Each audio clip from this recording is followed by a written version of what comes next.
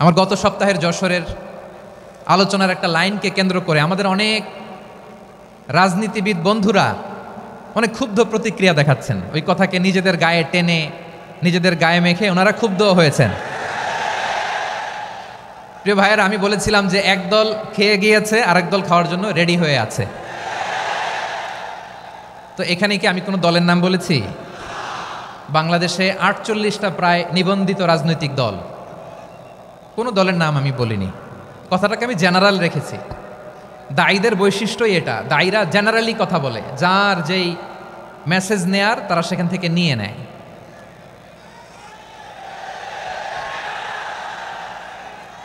তো কোনো দল এটা নিয়ে কোনো কথা বলল না। আপনারা এটাকে নিজের গায়ে যে মাখালেন, এটা ঠিক হয়নি। আমি বলবো যে এটা খুবই অনভিপ্রেত হয়েছে। কোনো দলকে টার্গেট করে বা কোনো দলের পক্ষে আমরা কখনো কথা বলি না।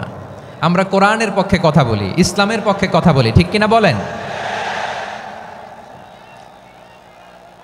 সো একটা জেনারেল কথাকে যদি আমার রাজনীতিবিদ বন্ধুরা নিজেদের গায়ে মাখেন, ক্ষুব্ধ প্রতিক্রিয়া জানান, এতে করে সাধারণ জনগণের কাছে একটা নেগেটিভ মেসেজ যাবে ওনাদের ব্যাপারে। এটা হোক আমরা চাই না। এদেশের যত এই যে আমার ভাইয়েরা, এই যে তো আমার প্রিয় রাজনীতিবিদ বন্ধুদের আমি বলবো, কথাটা ছিল ভেরি জেনারেল, এটা নিজেদের গায়ে মাখানোর কোনো দরকার নাই। আমরা এই যে এক্সিস্টিং যে রাজনৈতিক চর্চা, এটা থেকে আমরা বেরিয়ে আসতে চাই। আমরা চাই না এদেশে চাঁদাবাজি, দখলবাজি থাক, ঠিক কিনা বলেন? এদেশে কোনো দুর্নীতি থাক, টেন্ডারবাজি থাক, এগুলো আমরা চাই।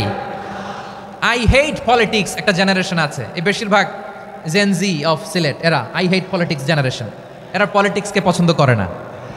তো কেন করে না, এর দায়ভার আমাদের আছে না নাই? আছে।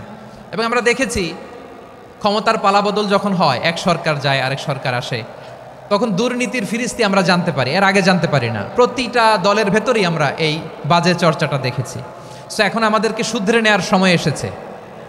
এটা এই সুন্দর সময়, নতুন প্রভাতের বাংলাদেশ, নতুন ভোরের বাংলাদেশ, এই সময় আমরা কাদা ছোড়াছুরি যেন না করি।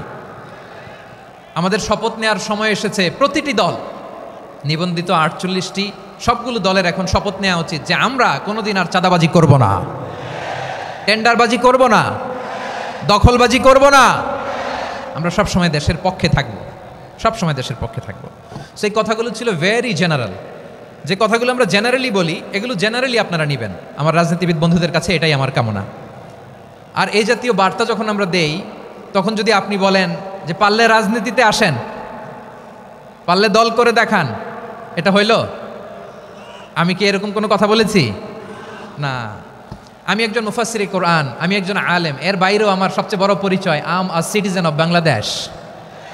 আমি বাংলাদেশের একজন সাধারণ নাগরিক। আমার দেশের যে কোনো সমস্যা, যে কোনো ইনকনসিস্টেন্সি, অসঙ্গতি নিয়ে মত প্রকাশের স্বাধীনতা আমার আছে না নাই?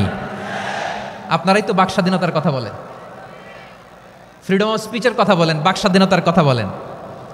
আপনারাই যদি আবার কোনো মন্তব্যের কারণে বলেন যে রাজনীতির মাঠে আসেন, দল করেন, দেখি কতটুকু পারেন, এটা ঠিক হবে না। তাই প্রিয় ভাইয়েরা, আসুন আমরা দল মত নির্বিশেষে কাঁধে কাঁধ মিলিয়ে সোনার বাংলাদেশ গড়ি, দুর্নীতিমুক্ত বাংলাদেশ গড়ি।